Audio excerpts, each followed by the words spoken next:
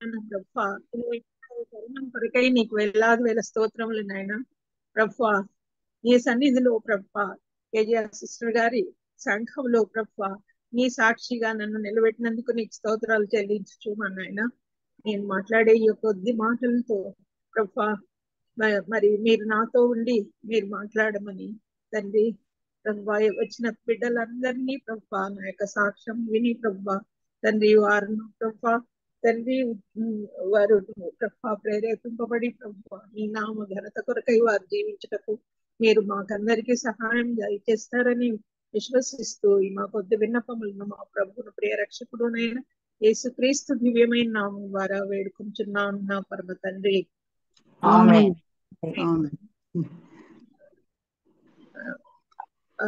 Sisters మీరందరూ అంటే నేను ఎవరో మీకు తెలియకపోవచ్చు, కానీ సిస్టర్ గారి కుటుంబానికి మాత్రం నేను సుపరిచితురాలిని. మాది ఒక ఆత్మీయ అనుబంధం. మేము కర్నూలు వాస్తవ్యులము. యాక్చువల్ గా సిస్టర్ గారు కర్నూలులో వాళ్ళ కుటుంబం ఉన్నప్పుడు వాళ్ళు మా ఇంటి దగ్గరే ఉండేవాళ్ళు అనమాట. మరి వారి కుమారులు నా స్టూడెంట్స్, ఇద్దరు జాన్ పాల్ ఇద్దరు కూడా నా స్టూడెంట్స్ అన్నమాట. అట్లా మా పరిచయం స్టార్ట్ అయింది. తర్వాత సిస్టర్ బ్రదర్ ఇద్దరు దైవజనులని, వారు దేవుని సేవ చేస్తున్నారనే విషయం నేను తెలుసుకొని చాలా సంతోషపడి వాళ్ళపై నాకు ఎంతో ఇష్టము గౌరవము కలిగినాయి అన్నమాట. మరి తర్వాత సిస్టరు మాకు అక్కడే మా వీధిలోనే స్త్రీల మధ్య పరిచర్య చేయడానికి, వారి వాక్యం మేము వినడానికి మాకు అవకాశం కలిగింది. ప్రతి వారము మేము అక్కడ గిబ్సన్ కాలనీ అనే ప్లేస్ లో ఉంటాం మేము. ఆ గిబ్సన్ కాలనీలో ఆ హాస్టల్లో ఒక హాల్లో కూడుకొని స్త్రీలందరము కూడుకున్నప్పుడు సిస్టర్ మాకు బోధించేవాళ్ళు అనమాట. వాక్యం బోధించేవాళ్ళు. మాకు యెషయా గ్రంథము, ప్రకటన గ్రంథము అంతా మాకు బోధించినారు అనమాట. మరి ఆ విధంగా మరి ప్రకటన గ్రంథము, యెషయా గ్రంథము అంతా కంప్లీట్ గా చేసి ఈ విధంగా అక్కడ వాక్యాన్ని బోధించిన మరి కొద్ది సంవత్సరాలకే మేము ప్రార్థించిన ఆ స్థలము ఒక చర్చిగా వెళ్తుంది అనమాట. కర్నూలులోనే ఒక మంచి సంఘం, పేరెన్నిక సంఘంగా అది నెలకొంది. కాబట్టి స్త్రీలు ప్రార్థించినప్పుడు దేవుడు ఎంత గొప్ప కార్యాలు చేస్తాడు అనేది మనకు ఇక్కడ విదితం అవుతుంది. మరి ఆ విధంగా సిస్టర్ మాలో విత్తినటువంటి ఆ వాక్యమే మాలో నాటుకొని దేవుని మార్గంలో నడచడానికి నాకు అవకాశం కలిగింది అనమాట. నేను అంతవరకు అంటే మామూలుగా నాకు అర్థంగానే ఉండేదాన్ని. అంటే ప్రభువు పట్ల ప్రేమ మరి రక్షణ భాగ్యము ఉన్నను, ఇంకనూ ఎక్కువగా వాక్యం లోతులు ఏం తెలుసుకోకుండా పోతే ఏదో ఒక అధ్యాయం చదివి పోయేది అట్లా ఉండేదాన్ని. కానీ సిస్టరు వాక్యాన్ని బోధించిన తర్వాత ఇంకా ఎక్కువగా రక్షణ మార్గంలో ముందుకు సాగడానికి నాకు అవకాశం కలిగింది. మరి ఇంకా దేవుడు ఎన్నో గొప్ప కార్యాలు చేశాడు. మరి బ్రదర్ వరప్రసాద్ రెడ్డి గారు ఒకసారి మా ఇంట్లో మరి ప్రార్థన కూటము పెట్టినప్పుడు బ్రదర్ గారు బోధించినారు. ఆ రోజు బాప్తిస్మం గురించి బోధించినారు అన్నమాట. అన్ని వాక్యాధారాలు చూపిస్తూ అంటే మేమంతా చిలకరింపు బాప్తిస్మమే సిఎస్ఐ సంఘంలో కాబట్టి చిలకరింపు బాప్తిస్మము కాదు, సరైనది కాదు, మరి ఇమర్షన్ బాప్టిజమే పొందాలన్నట్లు వాక్యాధారంగా చూపించినప్పుడు ఆ విషయం నాలో బాగా లోతుగా నాటుకొని పోయింది. మరి తర్వాత కొద్ది రోజులకి, మరి కొద్ది రోజుల కంటే కొన్ని 2-3 సంవత్సరాల తర్వాత అనుకుంటా 2004లో మరి నేను బాప్తిస్మం పొందడానికి ఏసన్న గారితో బాప్తిజం పొందాను అనమాట. నేను మా కుమార్తె ఇద్దరు బాప్తిజం పొందాను. మరి ఆ బాప్తిజం పొందిన తర్వాత దేవుడు చేసిన గొప్ప కార్యం గురించి సిస్టర్ కి బ్రదర్ కి చెప్తే వాళ్ళు చాలా సంతోషించినారు. అప్పుడు మా దగ్గరికి వచ్చి నన్ను పలకరించి వాళ్ళు దేవుని స్తుతించి ప్రార్థించినారనమాట. ఇట్లా ఈ విధంగా నేను ఆత్మీయంగా బలపడడానికి మరి సిస్టర్ గారు నాకు ఎంతో సహాయం చేసినారు. దేవునిలో నేను ఎదగడానికి ఎంతో సహాయం చేసినారు అనమాట. మరి మనం ఎప్పుడైతే మన పాపాలను ఒప్పుకొని దేవుని సొంత రక్షకునిగా అంగీకరించి తల్లి బాప్టిజం పొందుతావో ఆ యొక్క అనుభవమే వేరుగా ఉంటది. తర్వాత దేవుని కృప, దేవుని ఈ పరిశుద్ధ ఆత్మ దేవుని సహాయం మనకి ఎల్లప్పుడూ ఉంటది. కాబట్టి ఆ విధంగా అన్ని విషయాల్లో దేవుడు మాకు సహాయం దయచేస్తూ వచ్చినాడు. మరి ఈ కష్టాల్లో సుఖాల్లో అన్నిటిల్లో కూడా దేవుడు మాకు తోడుగా ఉండినాడు అనమాట. బాప్టిజం పొందిన తర్వాత ఎన్నో మేళ్ళు జరిగినాయి, కానీ శ్రమలు కూడా వచ్చినాయి.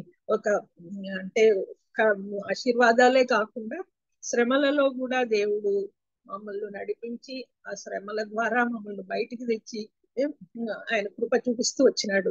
మరి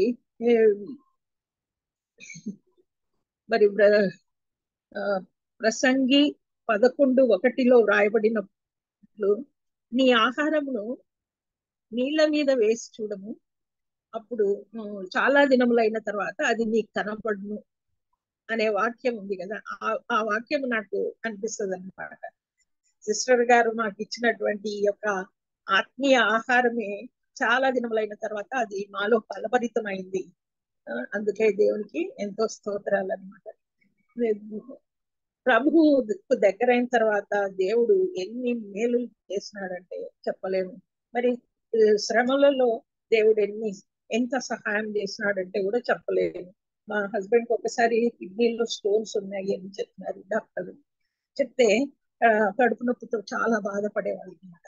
అప్పుడు నేను సిస్టర్ గారి దగ్గరికి పోయి ఇట్లా ప్రార్థన చేయండి సిస్టర్, ఇట్లా ఉంది అని చెప్తే, దేవునికి అసాధ్యమైనది ఏది లేదు, ఆయన రాళ్ళని కాదు కదా కొండలను కూడా కరిగించే శక్తి గలవాడు అని చెప్పి ప్రార్థన చేసినారు ఆ రోజు. చేశాను. ఆ తర్వాత నేను కూడా ఏకీభవించి ఆ విధంగానే ప్రార్థన చేసుకున్నా. మరి ఆయన తర్వాత ఆయనని ఒక క్రిస్టియన్ డాక్టర్ దగ్గరికి తీసుకొని పోతే ఆయన ఏం ఆపరేషన్ అవసరం లేదు అని చెప్పి ఓన్లీ టాబ్లెట్స్ ద్వారానే ట్రీట్మెంట్ ఇచ్చి దేవుడు కృప వలన కంప్లీట్ గా క్యూర్ అయిపోయింది అనమాట. ఆ విధంగా దేవుడు గొప్ప కార్యము చేసినాడు. సిస్టర్ గారు చేసినటువంటి ప్రార్థన ద్వారా స్వస్థత కలిగింది. మరి నా కుమారుడు మానసిక దౌర్భాగ్యంతో మరి బాధపడినప్పుడు దేవుడిని అడిగినాను అనమాట. ప్రార్థన చేస్తూ ఉంటే దేవుని కృప వలన ఆ బిడ్డకు ఒక మంచి దేవుని ఎందుకు భయభక్తులు గల అమ్మాయితో వివాహం జరిపి వారిద్దరూ చక్కగా ఉండడానికి దేవుడు సహాయం దయచేసినాడు. ఆయన ఆ బిడ్డ దేవునిలో అంతగా ఎదగకున్నాను, కానీ మరి ఆ బిడ్డ యొక్క రక్షణ కొరకు ఇంకా ప్రార్థిస్తున్నాము. మరి నా కూతురు వివాహం కొరకు కూడా అప్పుడు ఎన్నో సంబంధాలు వచ్చినాయి, ఏ ఒక్కటి కూడా కుదరలేదన్నమాట. కుదరకపోతే నేను దేవుణ్ణి ప్రార్థిస్తున్నా. ఎప్పుడైతే ఆ పాప నాతో పాటు తను కూడా బాప్టిజం పొందిందో, నేను ప్రతి వారము దేవుని మందిరానికి తీసుకొని పోతూ మరి ప్రార్థనా కూటాలకు తీసుకొని పోతూ ఆ బిడ్డను ఎప్పుడు ఆత్మీయంగా బలపడేటట్లు చేసినాను. అప్పుడు ఆ బిడ్డ కూడా బాప్టిజం కి సిద్ధపడి బాప్టిజం పొందింది. బాప్టిజం పొందిన వెంటనే ఆ బిడ్డకు దేవుని ఆశీర్వాదం వచ్చింది. మరి నేను దేవునికి ప్రార్థన చేసిన, ప్రభువా నీ చిత్తమే జరగని, నీ ఇష్ట ప్రకారమే, నీ ఇష్టమైన అబ్బాయి వాళ్ళే వచ్చి ఇంటికి వచ్చి నా బిడ్డను వాళ్ళు అడిగేటట్లు చెయ్యండి, అదే మీరిచ్చే నాకు సూచన అని నేను అడిగినా అనమాట. అడిగి ప్రభువును మీరే అట్లా చేయండి ప్రభు అని ప్రార్థన చేసుకుంటే మరి మంచి సంబంధము మా బంధువుల వాళ్ళలోనే వచ్చి ఆ అమ్మాయికి వివాహం కూడా జరపడానికి దేవుడు కృప చూపినాడు అనమాట. మరి అప్పుడు ఆ బిడ్డ వివాహం అయిన తర్వాత అల్లుడు కూడా మరి 1 సంవత్సరం లోపలనే ఆ బిడ్డ కూడా దేవునిలో ఎదిగి ఆ బిడ్డ కూడా బాప్టిజం పొందడానికి దేవుడు సహాయం చేసినాడు. వాళ్ళిద్దరిని దేవుడు ఆశీర్వదించి 2 కుమారులను అనుగ్రహించినారనమాట. మళ్ళీ ఆ విధంగా దేవుడు మా జీవితంలో మరి మరి మా చేతిలో ఏం డబ్బులు లేకున్నా కానీ ఆ ఇద్దరు బిడ్డలకు సహాయం వివాహం చేయడానికి కృప చూపినాడు. మరి అన్ని విషయాల్లో ఆదుకొని సహాయం చేసినాడు. కానీ మా హస్బెండ్ కి ఆరోగ్యం బాగలేనప్పుడు మరి డాక్టర్ దగ్గరకు చూపించినప్పుడు హార్ట్ ప్రాబ్లం వచ్చినప్పుడు మరి నేనైతే ఏం భయపడలేదు, కానీ దేవుడికి ప్రార్థన చేస్తున్నా ఈ దేవుడు ఎట్లయినా సహాయం చేస్తాడు, ఆయనే స్వస్థపరిచే దేవుడు అని చెప్పేసి విశ్వసించి ప్రార్థన చేసుకున్నప్పుడు పేస్ మేకర్ పెట్టి వాళ్ళు చేసినారు. తర్వాత 18 years వరకు ఏ ప్రాబ్లం లేకుండా ఆ పేస్ మేకర్ తోనే బాగా ఉన్నారనమాట. మరి తర్వాత బైపాస్ సర్జరీ చేయాల్సి వచ్చింది. మరి ఆ బైపాస్ సర్జరీ అయినాక తర్వాత కరోనా టైంలోని మరి ఆయనకు ఈ హార్ట్ ప్రాబ్లం వలన ఇంకా మరి ప్రాబ్లం ఎక్కువ 1 month వరకు ఆ 1 month వరకు కూడా హాస్పిటల్లోనే ఉన్నారు. ఆ కరోనా టైంలో ఇంట్లో అందరికీ వచ్చింది కరోనా. ప్రతి ఒక్కరికి, ఒక్క చిన్న బాబు ఒక్కటికే, మా చిన్న మనవడికి ఒక్కడికే రాలేదన్నమాట. వాడికి ఒక్కడికి రాలేదు, అయినా కానీ దేవుడు వాడిని కాపాడినాడు. మేమందరం కూడా బాగా ఇంట్లోనే ఉన్నాము. ఆయనను మాత్రమే హాస్పిటల్లో చేర్పించినాము.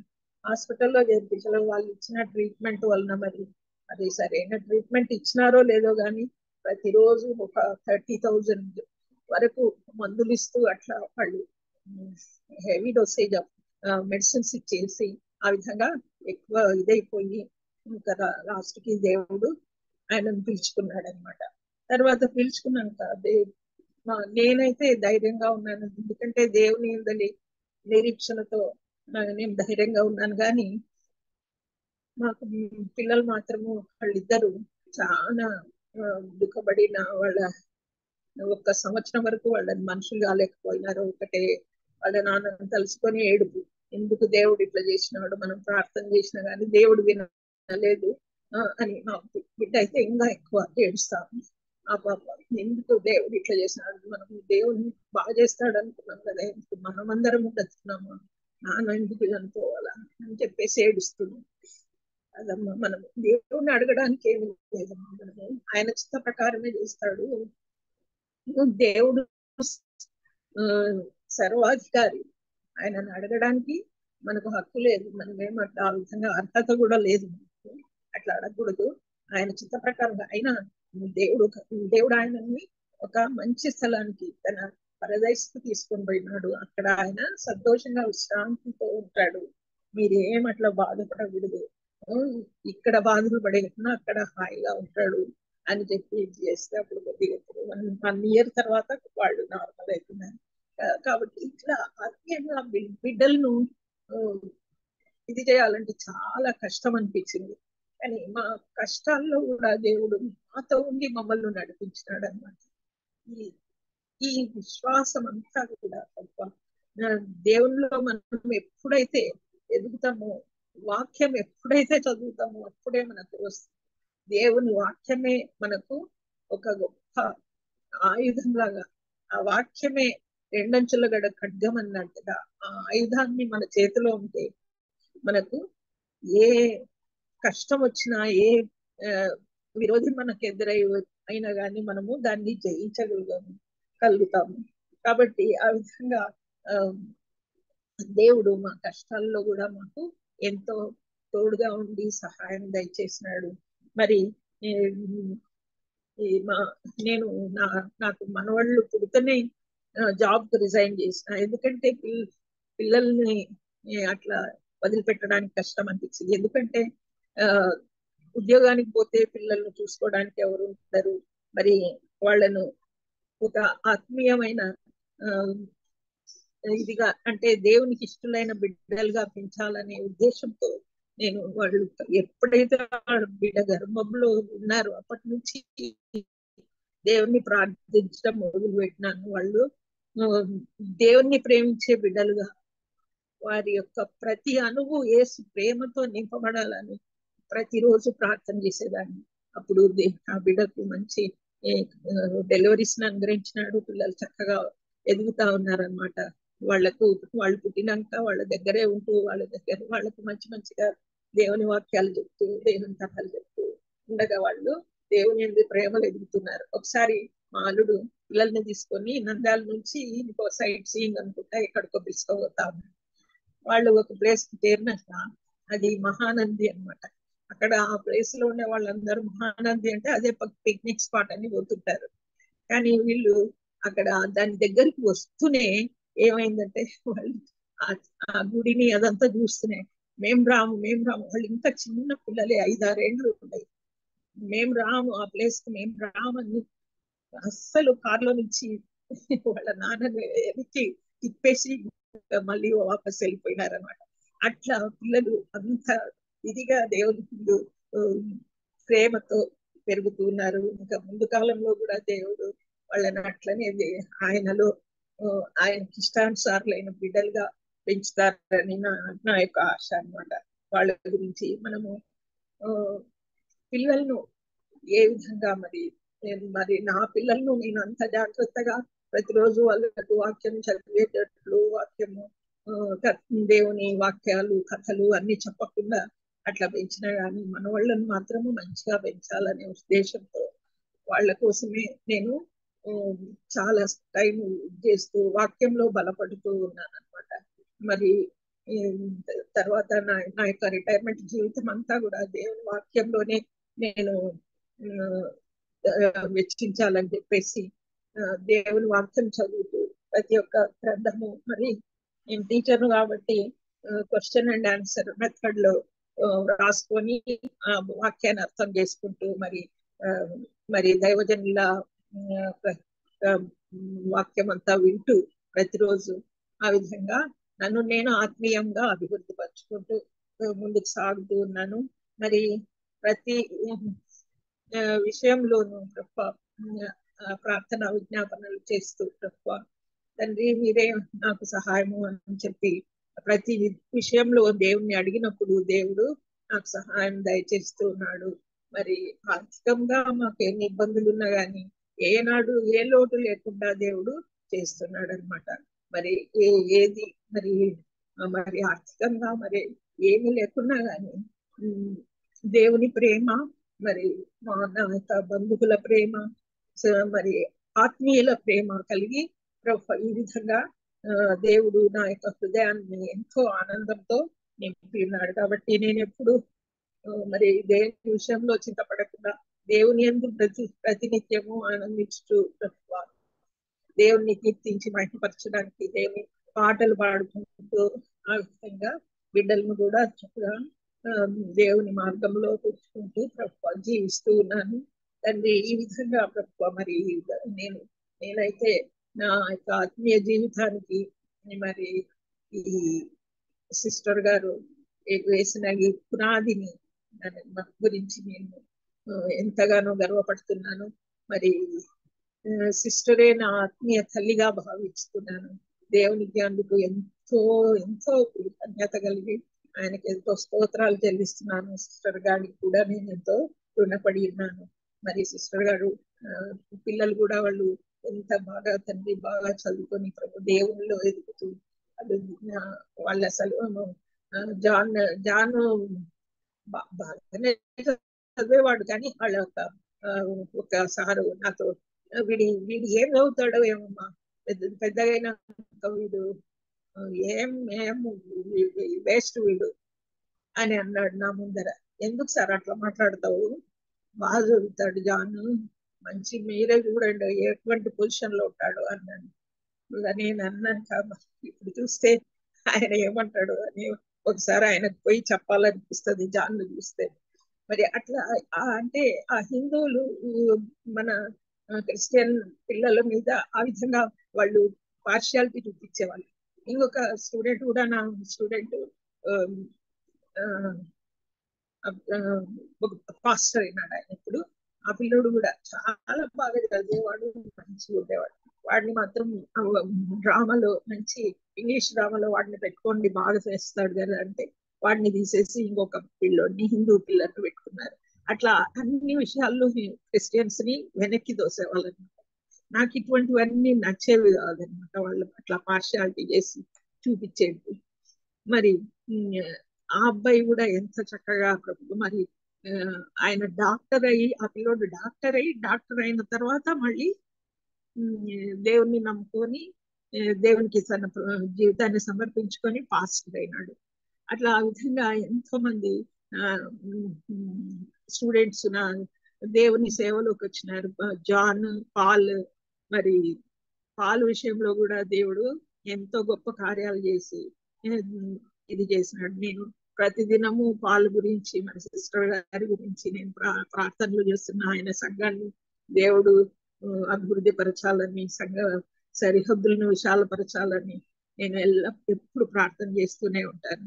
నా స్టూడెంట్ అంటే నాకు ఎంతో ఇష్టం. ఆ పిల్లాడు అసలు చిన్నప్పుడు ఎంత చక్కగా ఉండేవాళ్ళు, ఇద్దరు ముత్యాల్లాగా ఉండేవాళ్ళు. అంత బాగా ఉండే పిల్లలు అన్నమాట. మరి ఆ విధంగా ఇప్పుడు నా కొడుకు కొరకు ప్రార్థన చేయమని చెప్తున్నారు పాల్ ప్రసాద్. సరే, ఆ కొడుకు కొరకు ప్రార్థన చేసి ఆ కొడుకు మారు మనసు పొందితే అదొక్కటే ఉంది నా జీవితంలో. అది ఇదైపోతే ఇంకా నాకు ఏ బాధ లేదు.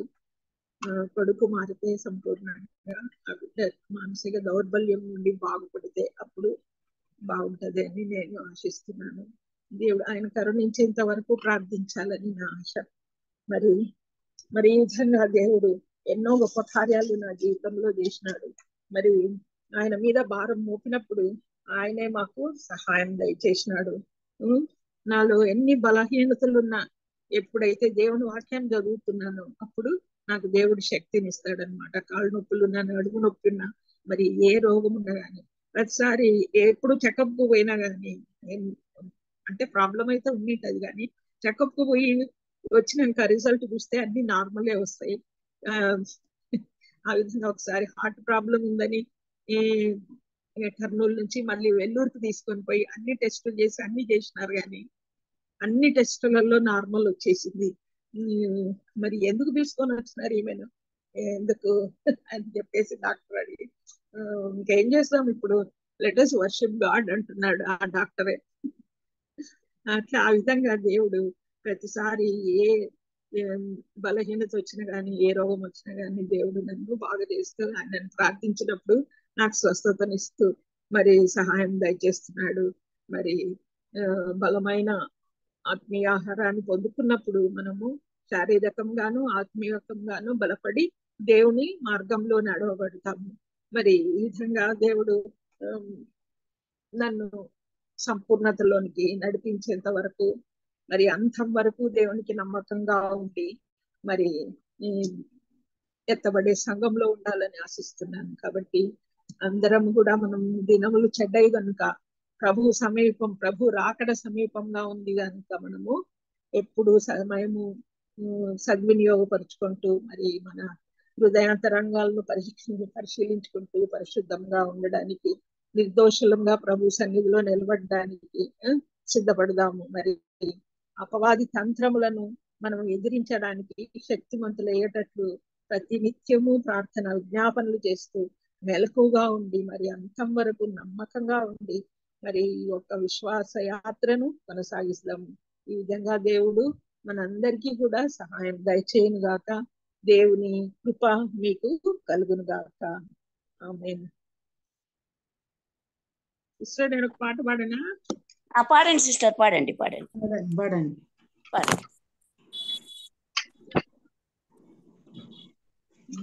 యేసుని వెలుగులో నడిచెదను, రాత్రింబగలాయనతో నడిచెదను, వెలుగు నడిచెదను, వెంబడించెదను, యేసుడే రక్షకుడు. నడిచెదని ప్రభు యేసుతో, నడిచెదని ప్రభు హస్తముతో, కాంతిలో నిండా రాజయంగాంతును, యేసునే వెంబడింతును. యేసుని వెలుగులో నడిచెదను, గాఢంబగు చీకటిలో భయపడను, ఆత్మకు పాడుచూ సాగిపోవుదును, యేసుడే నా ప్రియుడు. యేసుని వెలుగులో నడిచెదను, వెలుగులో ప్రభు స్వరముని వినుచుండును, సర్వమిచ్చెదను చేతనుండెదను, యేసుడే ప్రియుడు. నడిచెదని ప్రభు యేసునితో, నడిచెదని ప్రభు హస్తముతో, కాంతిలో నుండా నా జయం గాతును, యేసునే నే వెంబడింతును. నే యేసుని వెలుగులో నడిచెదను, దిన సహాయమునే పొందెదను, సుఖ దుఃఖమైన మరణం బైన యేసుడే నాయండ నుండును. నే యేసుని వెలుగులో నడిచెదను, నా దృష్టిని ప్రభుపై నుంచెదను, సిల్వ ధ్వజముని బట్టి వెళ్ళెదను, యేసుడే నా చెంత నుండును. నడిచెదని ప్రభు యేసునితో, నడిచెదని ప్రభు హస్తముతో, కాంతిలో నుండా నా జయం గాతును, యేసునే నే వెంబడింతును. Praise the lord.